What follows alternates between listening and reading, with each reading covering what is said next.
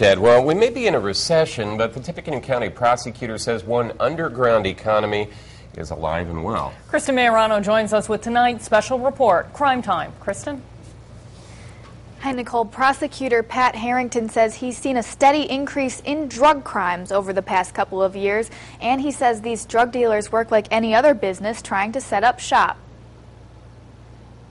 The gangs have entered this area. They have cornered the drug market, and they are pushing these drugs out to the streets. And Tippecanoe County Prosecutor Pat Harrington says the demand for drugs is high. Drug dealers use the same principle of capitalism as anybody else. When you want to establish a new market, you lower your price. And then once you have a market, you slowly raise the price. Harrington says use of one particular drug has been skyrocketing. He says heroin dealing cases increased about 400% between 2008 and 2009. The prosecutor's office only had 3 heroin cases in 2007. That number went up to 9 in 2008 and then jumped to 38 last year. So you can see the dramatic increase. And based upon what we've done here our first quarter, I anticipate that number to be higher in this year.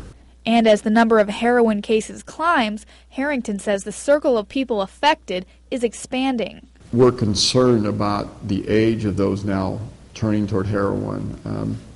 The ones I see in court, start out, we had the 40-year-olds, 30-year-olds, 20 years old, and now we're seeing teenagers. And the concern is how long before we start seeing the younger teenagers involved in heroin, because right now that drug is so cheap out there. Simple supply and demand. If you have a lot of heroin, it's going to sell cheap, and a lot of people can get it. Lafayette Police Detective B.T. Brown was part of the department's drug task force from 2001 to 2008. He says right now you can get a bundle of heroin like this for about $30 in Tippecanoe County. That compares to around $10 a bundle in a place like Chicago, where supply is even higher. Depending on who your friend is that's selling it to you, if you want to call them a friend, I don't think $30 is too bad. If you do get tired of paying that price, it's very easy for you to travel to Chicago and buy your own.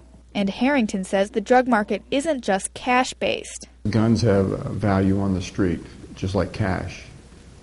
And when the gangs are in town and when they're dealing, they love guns. They want the guns.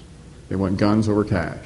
That's when the prosecutor's office starts seeing an increase in crime across the board. The people who want to use the drugs, normally when they become addicted to crack cocaine or heroin or meth, nothing else matters to them but those drugs. They lose their jobs. They then start selling their property to pawn shops. And then when they run out of that money, they start stealing. Now, Harrington says part of the reason we've seen such a huge jump in drug dealing charges is simply because law enforcement is cracking down. Tune in to News Channel 18 tomorrow to see how police and prosecutors are fighting this trend. And Wednesday, we'll bring you my exclusive interview with a local man who's dealt with the powerful addiction to heroin. Kristen Majorano, News Channel 18.